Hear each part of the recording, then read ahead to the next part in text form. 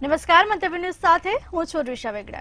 સમાચારની શરૂઆત કરીશું। નર્મદા જિલ્લામાં ચેતર વસાવાએ પોલીસ સામે સરેન્ડર કરી દીધું છે। ડેડિયાપાડા પોલીસ મથકે ચેતર વસાવા હાજર થયા હતા। તે તમામ ચેકપોસ્ટ ખાતે પોલીસ બંદોબસ્ત કરી દેવામાં આવ્યો છે।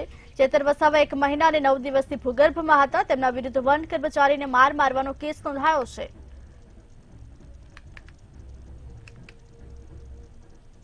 અમદાવાદ કોર્પોરેશન ઢોર ડબ્બામાં મોતના મામલો રાજકીય લોકો પોતાનું સમર્થન કરી રહ્યા છે।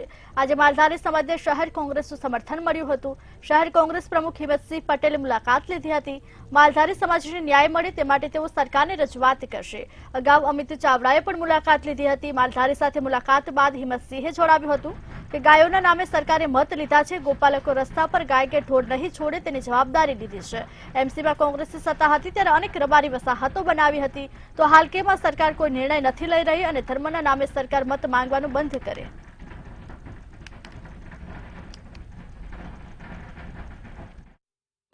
પણ ચોક્કસ રીતે અમે આ બાબતમાં મેયરશ્રીને, કમિશનરશ્રીને અને તમામ લોકોને મળીશું। જરૂર પડે તો મુખ્યમંત્રીશ્રીને પણ મળીશું, જરૂર પડે તો ગવર્નરશ્રીને પણ મળીશું।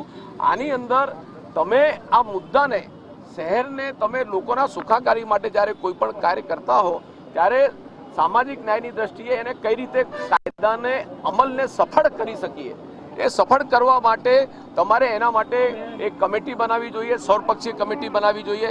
એક બાજુ ગોપાલક સમાજના જે પણ આગેવાનો છે એમને સાંભળવા જોઈએ અને એમને સાંભળીને કઈ રીતે આનો ઉકેલ, પરમાનન્ટ ઉકેલ લાવી શકે। તમે દંડાથી, દંડાત્મકથી, પોલીસથી અને ગેરકાયદેસર રીતે ગાયોને તમે ગોદી રાખો, દંડ કરો, વસૂલ કરો, એ ક્યાં સુધી ચાલશે? એનાથી કોઈ આ વાત અટકી નથી જવાની। વાત જ્યારે જ અટકશે કે ત્યારે એનું સોલ્યુશન લાવશે। ડુંગળી પર કિસાન કોંગ્રેસ ચેરમેન પાલભાઈ આંબલિયાની પ્રતિક્રિયા સામે આવી છે। સરકારના ચાવવાના અને બતાવવાના દાંત અલગ છે। એક બાજુ સરકાર 2022માં ખેડૂતોની આવક ડબલ કરવાની વાત કરતી હતી। ખેડૂતોની આવક ડબલ તો નથી પરંતુ અડધી થઈ ગઈ છે। અત્યારે ખેડૂતોને ડુંગળીના ભાવ સારા મળતા હતા ત્યારે સરકારે નિકાસબંધી કરી છે। વર્ષ 2021-22માં કઠોળના ભાવ સારા મળતા થયા ત્યારે સરકારે 1.5 લાખ મેટ્રિક ટન કઠોળની આયાત કરી હતી।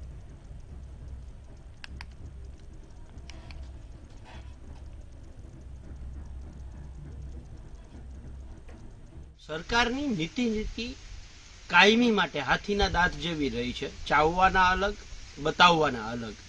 એક બાજુ સરકાર 2022માં ખેડૂતોની આવક ડબલ કરવાની વાત કરે છે અને બીજી બાજુ જ્યારે ખેડૂતોના ખેત પેદાશના ભાવ ઉપર ગયા છે ત્યારે સરકારે એમાં કોઈ ને કોઈ હરકત કરી છે।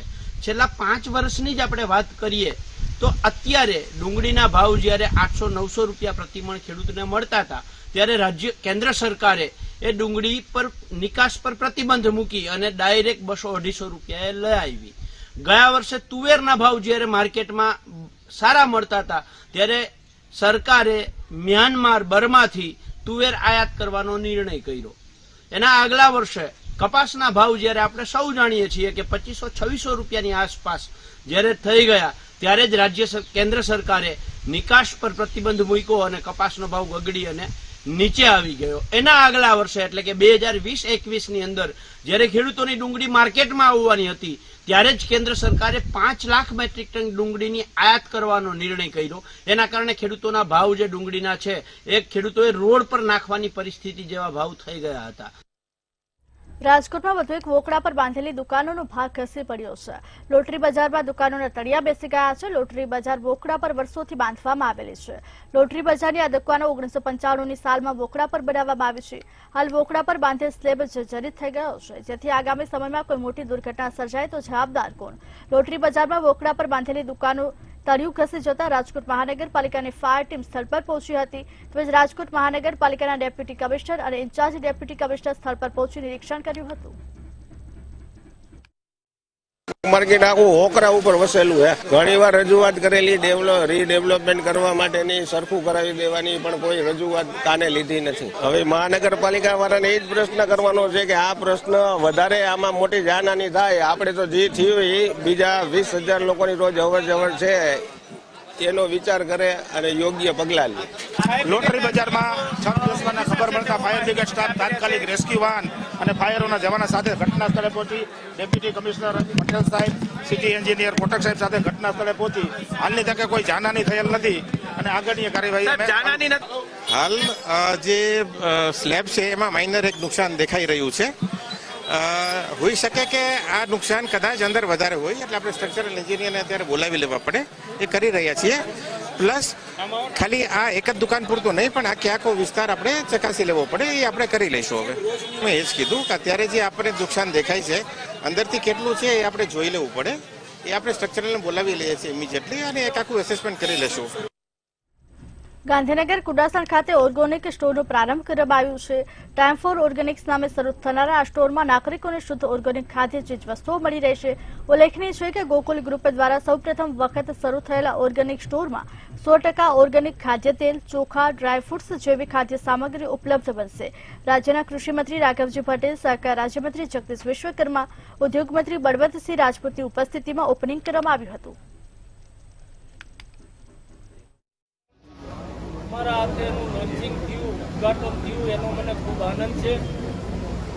અત્યારના સમયમાં ઓર્ગેનિક રીતે એટલે કે કુદરતી રીતે જંતુનાશક દવાઓ, રાસાયણિક ખાતરો વગર ખેડૂતો માત્ર ઓર્ગેનિક પદ્ધતિ એટલે કે કુદરતી પદ્ધતિથી ખેતી કરે અને એની ઉત્પાદિત જળસીઓ ખેડૂતો પાસેથી સીધી ખરીદી અને એને જુદી જુદી રીતે પ્રોસેસ કરી રાજ્યમાં જન સુખાકારીના કામોથી ડેવલપમેન્ટ સાકાર કરવા મુખ્યમંત્રી ભૂપેન્દ્ર પટેલે મહત્વપૂર્ણ નિર્ણય કર્યો છે.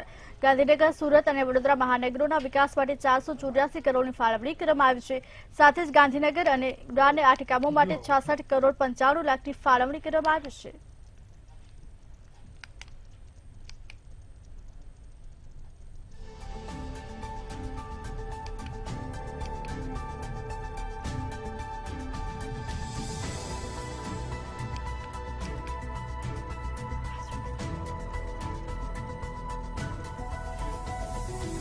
રાજ્યમાં જન સુખાકારીના કામોથી ડેવલપમેન્ટ સાકાર કરવા મુખ્યમંત્રી ભૂપેન્દ્ર પટેલે મહત્વપૂર્ણ નિર્ણય કર્યો છે. ગાંધીનગર, સુરત અને વડોદરા મહાનગરોના વિકાસ માટે 484 કરોડની ફાળવણી કરવામાં આવી છે. સાથે જ ગાંધીનગર અને ગુડાને 8 કામો માટે 66 કરોડ 95 લાખની ફાળવણી કરવામાં આવી છે.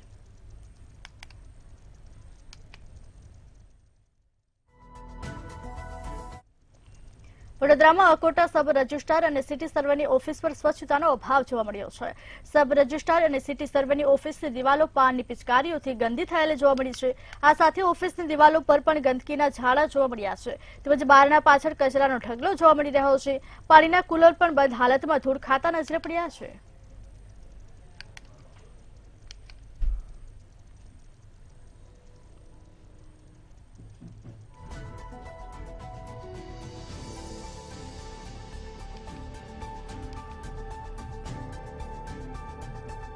વડોદરામાં અકોટા સબ રજિસ્ટ્રાર અને સિટી સર્વેની ઓફિસ પર સ્વચ્છતાનો અભાવ જોવા મળ્યો છે. સબ રજિસ્ટ્રાર અને સિટી સર્વેની ઓફિસની દિવાલો પાનની પિચકારીથી ગંદી થયેલી જોવા મળી છે. આ સાથે ઓફિસની દિવાલો પર પણ ગંદકીના ઝાડા જોવા મળ્યા છે. તેમજ બારના પાછળ કચરાનો ઢગલો જોવા મળી રહ્યો છે. પાણીના કુલર પણ બંધ હાલતમાં ધૂળ ખાતા નજરે પડ્યા છે.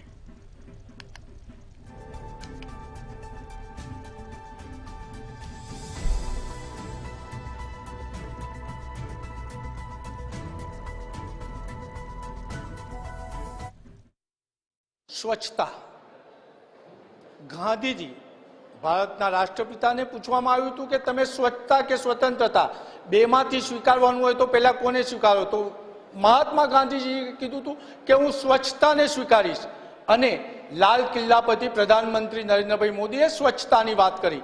ભારતભરમાં સ્વચ્છતાની વાત કરવામાં આવે છે, પરંતુ આપ જોઈ શકો છો આ અકોટા સિટી સર્વેની કચેરી છે. અહીંયા લોકો રોજ કરોડો રૂપિયાના દસ્તાવેજ કરવા આવે છે અને છતાં અહીંયા જે સિટી સર્વેની કચેરી હોય કે સબ રજિસ્ટ્રારની ઓફિસ હોય તેના ઉપર ભ્રષ્ટાચારના છાંટા ઉડાડવાના વારંવાર આક્ષેપ થાય છે. ત્યારે મંતવ્ય એક્સક્લુઝિવ બતાવ્યું છે કે જે કચેરી પર ભ્રષ્ટાચારના છાંટા ઉડવાના આક્ષેપ હોય છે ત્યાંની દિવાલો પર પિચકારી, પાનની પિચકારી ઉડેલી છે. આ બાબતે આપણી સાથે વાત કરવા સામાજિક કાર્યકર અતુલ ગામેચી છે. આપણે અતુલ ગામેચીને પૂછીશું, શું કહો છો? પ્રધાનમંત્રી અને રાષ્ટ્રપિતા સ્વચ્છતાની વાત કરે છે, પરંતુ અકોટા કચેરીમાં સ્વચ્છતા નથી. માનનીય પ્રધાનમંત્રીનું જે એક સપનું છે કે ભારત સ્વચ્છ રહે, વડોદરા સ્વચ્છ રહે, તમામ સરકારી કચેરીઓમાં પણ સ્વચ્છતા જળવાય અને અથાગ પ્રયત્નો માનનીય પ્રધાનમંત્રી દ્વારા, માનનીય મુખ્યમંત્રી દ્વારા કરવામાં આવે છે. વડોદરા શહેર કલેક્ટર દ્વારા પણ અવનવા કાર્યક્રમો ગોઠવવામાં આવે છે સ્વચ્છતા અભિયાનના, અને ફક્ત દેખાડા કરતા હોય તેવું અહીંયા લાગી રહ્યું છે. હાલ આપણે વડોદરા શહેરની અકોટા જિલ્લા રજિસ્ટર કચેરીમાં આવ્યા છે. અહીંયા જોઈ શકો છો પુષ્કળ પ્રમાણમાં ગંદકી છે, કચરો પણ અહીં વારવામાં આવતો નથી, નીચે પણ ગંદકી છે, પાનની પિચકારીઓ જનતાએ મારી છે અને અધિકારીઓ પણ કદાચ ખાતો હોય તો એ પણ અહીંયા પિચકારીઓ મારીને આ કચેરી એવી ગંદી ગોબરી અકોટાની કચેરી લાગી રહી છે, જ્યાં કરોડોનો વ્યવહાર થતો હોય, કરોડો રૂપિયાની આવક જાવક થતી હોય. એક કચેરીમાં ગંદકી પુષ્કળ પ્રમાણમાં છે. હાલમાં જોવા જઈએ તો એક પાણીના જે કુલરો છે એ કુલરો પણ બંધ હાલતમાં છે, ત્યાં પણ ગંદકી છે. એટલે અકોટા કચેરી જે છે સબ રજિસ્ટ્રાર કચેરી ગંદકીથી ભરેલી છે. અહીંયા બેસતા અધિકારીઓ સરકારી પગાર લઈ રહ્યા છે, એસી કેબિનમાં બેસી રહ્યા છે, અને જોવા જઈએ તો આ સ્વચ્છતા માટે પણ કંઈક કોન્ટ્રાક્ટ આપવામાં આવે છે, પરંતુ કોન્ટ્રાક્ટમાં પણ કંઈક લાલિયાવાડી ચાલતી હોય તેવું સ્પષ્ટ થાય છે. આ તો સામાજિક કાર્યકર તેમને કીધું કે સ્વચ્છતા માટે એટલે સફાઈનો કોન્ટ્રાક્ટ આપે છે, એમાં પણ લાલિયાવાડી હોઈ શકે. એટલે આજે સ્પષ્ટ સાબિત થાય છે કે અકોટા રજિસ્ટ્રાર ઓફિસ પર જ્યાં ભ્રષ્ટાચારના છાંટા ઉડતા હોય છે આક્ષેપોથી, ત્યાંની દિવાલો પર પાનની પિચકારીઓ છે. ક્યારે સ્વચ્છ થશે એ તો જોવું રહ્યું. સાબરકાંઠાના ઈડરમાં ભરચક બજારમાંથી 3 લાખ જેટલી રોકડાની લૂંટ થયાની ઘટના સામે આવી છે. બાઇક પર સવાર વ્યક્તિને બેબુકાની ધારી પીછો કરી લૂંટ કરવામાં આવી હતી. ઈડરમાં ફિલ્મી ઢબે બેબુકાની ધારી દ્વારા 3 લાખ રોકડાની લૂંટ કરી ફરાર થઈ ગયા હતા. ત્યારે સમગ્ર બાબતની જાણ ઈડર પોલીસને કરાઈ અને લૂંટ બાબતે ફરિયાદ નોંધાઈ છે. પોલીસે ફરિયાદના આધારે આરોપીને પકડવા મામલે ટીમ બનાવી તપાસનો ધમધમાટ શરૂ કર્યો છે.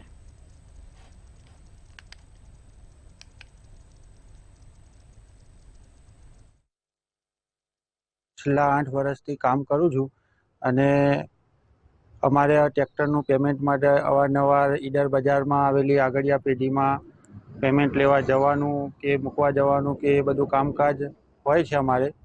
તો હું 11 તારીખે સાંજના 4 વાગ્યાની આજુબાજુ હું એક ટ્રેક્ટરનું પેમેન્ટ લેવા ગયેલો ઈડરની આગળિયા પેઢીમાં, અને ત્યાંથી હું રિટર્ન થયો ત્યારે સત્યમ ચોકડીથી 10 ફૂટના અંતરે 2 અજાણ્યા શખ્સોએ બાઇક સવારે મને લાત મારી પાડી દીધો, અને મારી જોડે રહેલ પૈસાની જે બેગ કે થેલી હતી એમાં 3 લાખ રૂપિયા જેવી માતબર રકમ હતી એ ઝૂંટવીને લઈ ગયેલા. 4 થી 4:30ના અરસામાં ઈડર સત્યમ ચોકડી ખાતે લૂંટનો બનાવ બનેલો છે. એમાં વિગત એવી છે કે વિજય વિષ્ણુભાઈ સગર જે ફરિયાદી છે તે પોતે આંગળીયા પેઢીની ઓફિસથી 3 લાખ રૂપિયા રોકડ લઈને પોતાની મોટરસાયકલ ઉપર ભિલોડા ચોકડી તરફ જતા હતા. તે દરમિયાન સત્યમ ચોકડી પાસે મોઢે વાદેલા 2 અજાણ્યા ઈસમો બાઇક ઉપર આવીને પોતાને આરોપીને ફરિયાદીને ધક્કો મારીને એની પાસે રહેલ રોકડ ઝૂંટવીને ત્યાંથી ફરાર થઈ ગયા હતા. જે બાબતે ઈડર પોલીસ સ્ટેશન ખાતે લૂંટની ફરિયાદ અજાણ્યા ઈસમો વિરુદ્ધ નોંધવામાં આવેલી છે.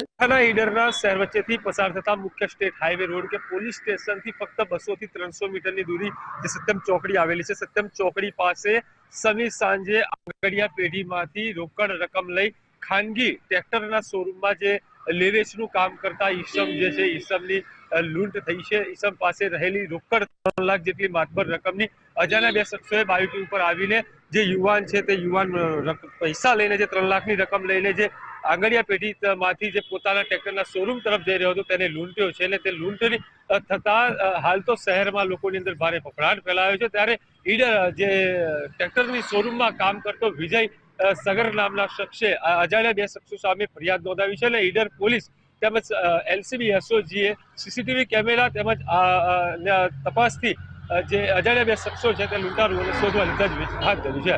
ચિરાગ મેઘા, મંતવ્ય ન્યૂઝ, ઈડર. અમદાવાદ શહેરમાં ઇલેક્ટ્રિક વાહનોનું વેચાણ વધ્યું છે, જેને ધ્યાનમાં લઈને શહેરમાં નવા 12 સ્થળો પર ચાર્જિંગ સ્ટેશન લગાવવામાં આવ્યા છે. પરંતુ કાંકરિયાનો પાયલોટ પ્રોજેક્ટ ધૂળ જ ખાઈ રહ્યો છે. આવો જોઈએ અમારા ખાસ અહેવાલમાં. રાજ્યમાં પ્રદૂષણ ઘટાડવા માટે નવા કિમિયાઓ કરવામાં આવી રહ્યા છે. પ્રદૂષણ ઘટાડવા માટે ઇલેક્ટ્રિક વાહનોને સરકાર પ્રોત્સાહિત કરી રહી છે. શહેરમાં નવા 12 ઇલેક્ટ્રિક વાહન ચાર્જિંગ સ્ટેશન બનીને તૈયાર કરી દેવામાં આવ્યા છે. આ સ્ટેશનમાં કાર અને બાઇક ફટાફટ ચાર્જ કરી શકાય છે. લોકો પેટ્રોલ ડીઝલથી સસ્તામાં ચાર્જ કરી શકશે. હવાના પ્રદૂષણ ઘટાડવા માટે ઇલેક્ટ્રિક વાહનનો ઉપયોગ વધારવાની જે તૈયારીઓ સરકાર દ્વારા કરવામાં આવી છે, કોર્પોરેશન પણ આ પગલે આગળ જઈ રહ્યું છે અને અમદાવાદ શહેરની અંદર 12 જેટલા જે ઇલેક્ટ્રિક જે વાહન ચાર્જિંગ સ્ટેશન છે લગાવવામાં આવે છે. અહીંના જે કોન્ટ્રાક્ટ એમને આપવામાં આવ્યો છે તેમની પાસે જાણીશું કે શું શું સુવિધા અને કેવી રીતે ચાર્જ થાય છે. આ ચાર્જિંગ સ્ટેશન આપણે જ્યારે એપ્લિકેશન સૌથી પહેલાં કોઈ બી ઇલેક્ટ્રિક કારવાળા આવે તો એમને પહેલાં એપ્લિકેશનમાં સ્કેન કરવાનું હોય છે. સ્કેન કરો એટલે તમારે કંપનીની એપ્લિકેશન ખુલે. એ એપ્લિકેશનમાંથી તમારે જે પેમેન્ટ તમારે જેટલા ડ્યુરેશનનું કરવાનું પેમેન્ટ પછી આ ગન અહીંયાથી અનલોક થાય છે. એ ગન અનલોક થાય એ દરમિયાન પછી ચાર્જિંગની પ્રોસેસ ચાલુ થાય છે. અને ઇન કેસ જો કોઈને પ્રોબ્લેમ આવે તો આપણે કંપનીનો ટોલ ફ્રી નંબર છે 8100889642 એના પર 24/7 સર્વિસ અવેલેબલ હોય છે. એવી રીતના આખી પ્રોસેસ છે આગળ. અચ્છા, અત્યારે અમદાવાદ શહેરની અંદર કેટલા લગાવ્યા છે અને આગામી દિવસોમાં કેટલા આપણે લગાવવાના છે? અત્યારે તો અમદાવાદ સ્ટેશન પર 12 ચાર્જિંગ સ્ટેશન લગાવવાના છે અને હવે આગળનું તો હવે જેમ નક્કી થાય એ પ્રમાણે છે. અચ્છા, સામાન્ય રીતે જો વાત કરો તો એક કાર જે છે એકદમ રિચાર્જ ના હોય, ચાર્જ ના હોય તો એને કેટલો કલાકનો ટાઈમ ડ્યુરેશન લાગે? એકચ્યુઅલી એક કાર ચાર્જિંગ થતાં ફાસ્ટ ચાર્જર હોવાથી એથી અલ્ટ્રાવાળું ચાર્જર છે એટલે આને ચાર્જ થતાં ગાડી 30 to 45 મિનિટ મેક્સિમમ લાગે છે.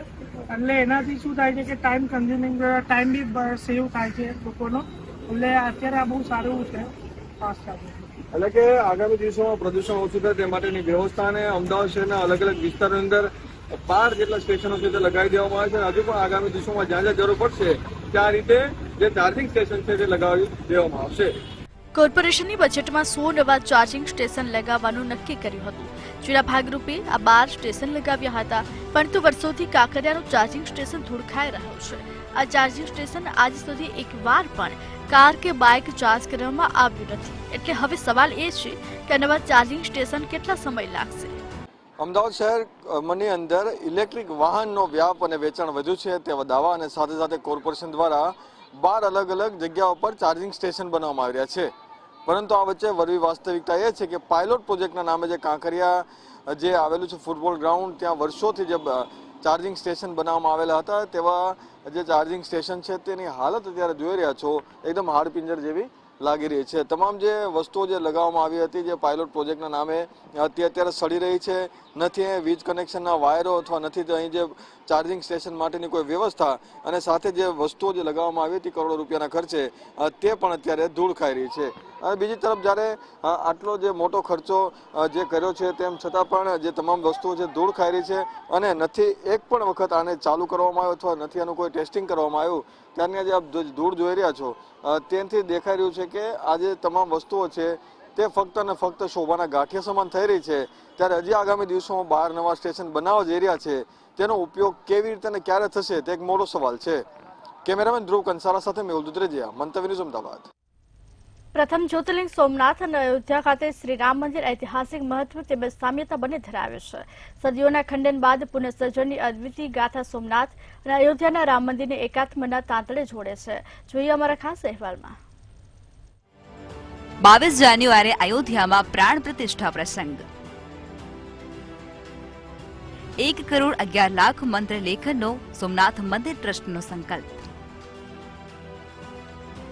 મંદિર ટ્રસ્ટના સંકલ્પમાં સહભાગી બન્યા સોમપુરા તીર્થ પુરોહિતો.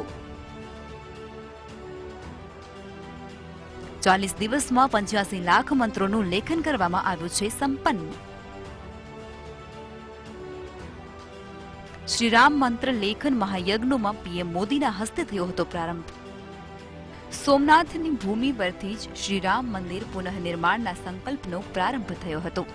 જ્યારે અયોધ્યા ખાતે શ્રીરામ મંદિર નિર્માણ પૂર્ણ થયે પ્રાણ પ્રતિષ્ઠા થવાના આગામી પાવન પ્રસંગ પર સોમનાથ ખાતે ભક્તો દ્વારા લખવામાં આવેલા રામ નામ મંત્રનો અયોધ્યા અર્પણ કરવાનું આયોજન સોમનાથ મંદિર ટ્રસ્ટ દ્વારા કરવામાં આવ્યું છે, જેને સોમનાથથી અયોધ્યા શ્રીરામ નામ મંત્ર લેખન મહાયજ્ઞ નામ આપવામાં આવ્યું છે.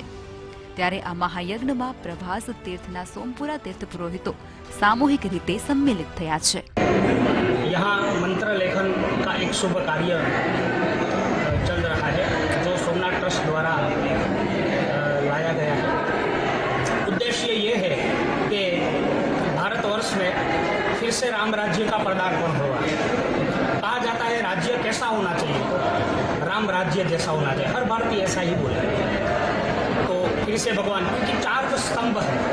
जैसे सनातन धर्म के धर्म अर्थ काम और मोक्ष ये 4 स्तंभ है, वैसे राम राज्य के 4 स्तंभ है सुख शांति समृद्धि और सुरक्षा, जो यह सरकार सभी भारतीयों को प्रदान करती है.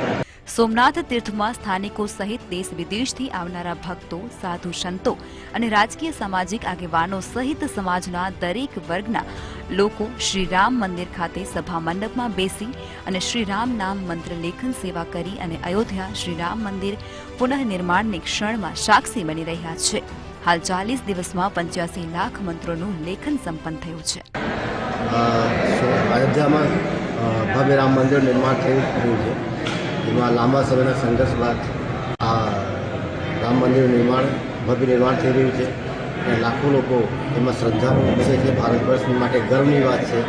ત્યારે સોમનાથમાં રામ મંદિર ખાતે રામ મંદિર લેખનનું કામ ચાલી રહ્યું છે નરેન્દ્રભાઈ મોદી દ્વારા, અને સોમનાથ ટ્રસ્ટના ચેરમેન જે છે તેમના દ્વારા આ રામ લેખન મંચની શરૂઆત કરવામાં આવ્યું હતું અને લગભગ 41 દિવસમાં 85 લાખ મંત્રોનું રામ નામ લેખન થઈ ચૂક્યું છે. 1,11,00,000 મંત્રોનું લેખનનું. સોમનાથમાં શ્રી રામ નામ મંત્ર લેખનનો વિશેષ મહિમા એટલા માટે છે કે પ્રથમ જ્યોતિર્લિંગ શ્રી સોમનાથ મહાદેવ જ્યાં બિરાજમાન છે, જ્યાં ભગવાન શ્રી કૃષ્ણએ પોતાની માનવ લીલાને વિરામ આપ્યો હતો. એવી પ્રભાસની આ પવિત્ર ભૂમિ પર પ્રભુ શ્રી રામના આગમનનો પણ સ્કંદ પુરાણમાં ઉલ્લેખ જોવા મળે છે. રવિ ખખ્ખર, મંતવ્ય ન્યૂઝ, ગીર સોમનાથ. સાણંદના નળકાંઠામાં ફતેવાડી કેનાલનું પાણી ખેતરોમાં ફરી વળ્યું છે. ખેતરોમાં પાણી ભરાતા ખેડૂતો મુશ્કેલીમાં મુકાયા છે. અચાનક કેનાલમાં પાણી આવતા ખેડૂતોની હાલત દયનીય બની છે. તંત્રની બેદરકારીના કારણે ખેડૂતોના ખેતરોમાં પાણી ફરી વળતા ઉભા પાકને નુકસાન થવા પામ્યું છે. રેથલ, કુંડળ, પાવા અને મેલખણા ગામના ખેડૂતોને મોટા પ્રમાણમાં નુકસાન થયું છે. આમાં ખેતરમાં પાણી ભરી જાય, નુકસાન થાય, કોણ આ વળતર આલે અમને? આ ખેડૂત 8 વીઘામાં મારે પાણી ભરી ગયું, 10,000નું ડીઝલ ગયું. આ ઘઉં ભાડે ટ્રેક્ટર લાવો, આનું વળતર કોણ આલે મને? એ વળતરથી મને સરકાર આવા અચાનક પાણી છોડી દે તો બધું નુકસાન થાય. ક્યાં આપણે બાળ બચ્ચા નાના મીકીને આવતા હોય તો એનું તો અમારે કોઈ સંભાળ જ નહીં ને. અમારી કેટલા વીઘામાં નુકસાન છે તમારે? 8 વીઘામાં મારે. અને સરકાર આગળ શું તમારી માંગ છે? અમારા વળતર આલે એની માંગ છે. આ નુકસાન કોણ ખાય? અમારે તો વ્યાજવાળા આવતા ને વ્યાજવા વાપરતા હોય. આનું વળતર આલે તો અમારે થોડું ધાતું ઓલું થાય, બાકી વગર વળતર અમારે શું નિયમ? શું તમારી સમસ્યા છે? મારી સમસ્યા, મારા ખેતરની અંદર પાણી ભરી ગયું છે. કેટલા સમયથી પાણી ભરી ગયું છે? પાણી આવ્યા 10 દિવસ થયા અને તેની જાણ કરવા છતાં સરકારી અધિકારીઓને કહેવા પ્રમાણે પાણીનો કોઈ નિકાલ થયો નહીં. 500 થી 600 હેક્ટરની અંદર પાણી જે ખેતરમાં ઘઉં હતા, જીરું હતી, વરિયાળી કી પણ પાક હતો એ નાશ થઈ ગયો. હવે હું એવું કહું છું કે જે સરકારી બાબુઓ ઓફિસમાં બેઠા બેઠા જે સંચાલક કરે છે, આપણે ધારો કે સાણંદથી વિરુંગામ ને વિરુંગામથી સુરેન્દ્રનગર ને સુરેન્દ્રનગરથી રાજકોટ જવું હોય ને તો એનો ગૂગલનો લેપ હોય છે, રોડનો લેમ્પ હોય છે.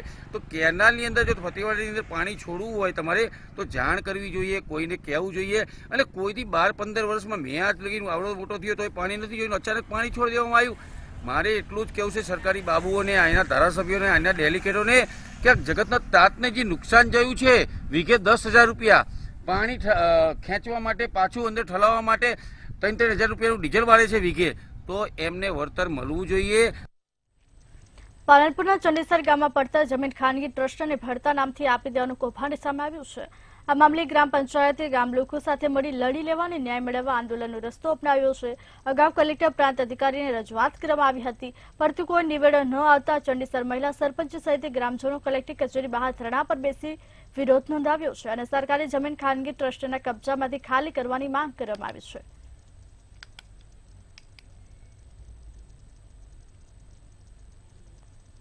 સરકાર જે પડતર જમીન છે વર્ષોથી છે અને જે કામ વહીવટકર્તાઓએ કરવું જોઈએ એ કામ અમે અહીંયા કરવા બેઠા છીએ. તો અમારી એ માંગ છે કે અમારે જે પડતર જમીન છે એ પાછી આપે, પછી આવા કૌભાંડ બીજા ગામોમાં થતા રહેશે. ગરીબોને જમીન નથી. અમે સરપંચ તરીકે વારંવાર માંગણી કરવા જઈએ છીએ ગામતળ બાબતે. સરપંચશ્રીઓને વારંવાર ધક્કા ખવડાવવામાં આવે છે અને આવી રીતે પૈસાના જોરે સરકારી રાજકીય જોરે જમીનો આપી દેવામાં આવે છે ખાનગી ટ્રસ્ટોને. ચંડીસર ગામની આવી સરકારી પડતર જમીન છે, વર્ષોથી 50-60 વર્ષથી સરકારી પડતર તરીકે હેડી આવે છે અને આજે ખાનગી ટ્રસ્ટ પોતાના નામે કરી અને બેસી ગયા છે અને સરકારમાં રજૂઆત વારંવાર કરી છે. કલેક્ટર સાહેબને કરી છે, પ્રાંત સાહેબને લખ્યું છે, મામલતદારને લખ્યું. આજ સુધી એની કોઈ તપાસ પણ કરવામાં આવી નથી.